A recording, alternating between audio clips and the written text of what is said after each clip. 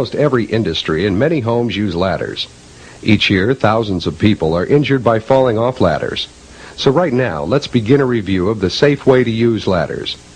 It's more than just climbing on a ladder and exercising caution. It begins when you first select your ladder. In offices, small step stools are used to reach high places, but these are not considered ladders. They are step stools, and they can be dangerous also. On step stools, be sure they are in good condition and do not have slippery surfaces. Never stand on a chair or other makeshift step stool. Always use the proper device for the job. The next category, and one that causes the most injuries, are step ladders. One simple mistake can cause a serious injury.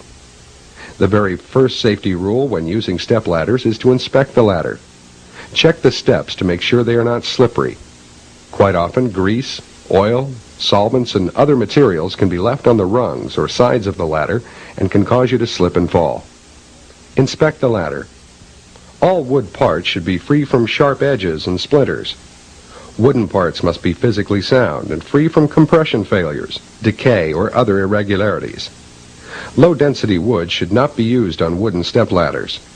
The metal spreader or locking device of sufficient size and strength to securely hold the front and back section in open positions shall be a component of each step ladder. The spreader shall have all sharp points covered or removed to protect the user.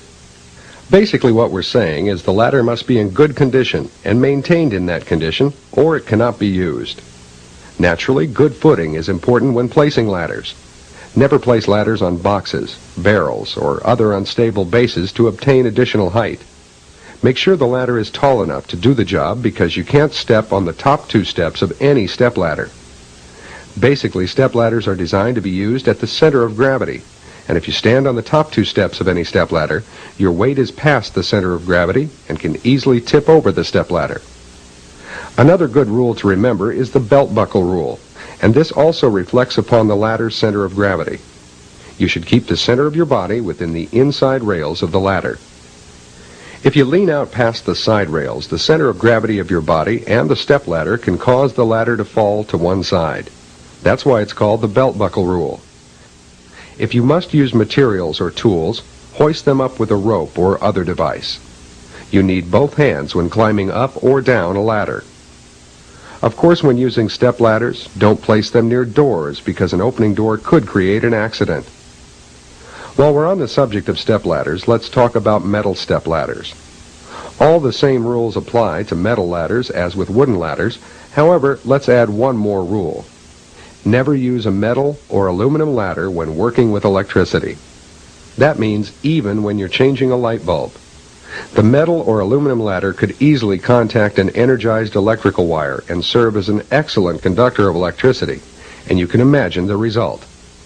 Don't use metal or aluminum ladders near electricity. When using straight ladders, there are several important safety tips to consider. All ladders must be inspected before use. They must be free of dirt, grease, or slippery materials. When placing a straight ladder on a working surface, use the 4-to-1 rule. For every 4 feet of length of the ladder, it should be placed 1 foot from the vertical surface on which you rest the ladder. What this means is that when setting up a straight ladder at the proper angle, you place the base a distance from the vertical wall equal to 1/4 the working length of the ladder. As you can see, a 12-foot ladder would be placed 3 feet from the vertical wall. This provides rigid support and keeps the ladder within its designed center of gravity. Never use any ladder in a horizontal position as runway or as scaffolds. Okay, the next rule on straight ladders is when you're gaining access to a roof or landing. Make sure the ladder extends past any landing or roof at least 3 feet. This provides you with hand support when getting on or off the roof. It is highly recommended that ladders be tied off in some manner to prevent it from slipping from side to side.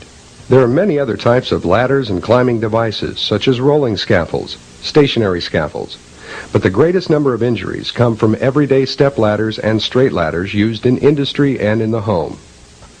In many retail organizations, they use platform-type ladders with rolling wheels. When a person's weight is applied to the platform, the ladder pushes down and is stabilized by metal feet.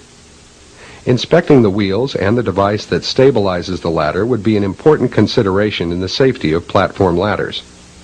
Making sure the ladder's steps were completely clean and free of grease or other slippery surfaces is another important part of ladder safety for platform ladders. Using the handrails when walking up or down the ladder. On platform ladders, some organizations allow the carrying of material or merchandise on platform ladders, but the sensible thing to do is not carry anything that is awkward or too heavy. Overextending the ladder is going past the center of gravity.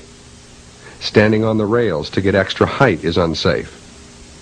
Regardless of the type of ladder you use, there is a safe method of using the ladder. Be sure you know and understand the rules, then use your good judgment in following these rules.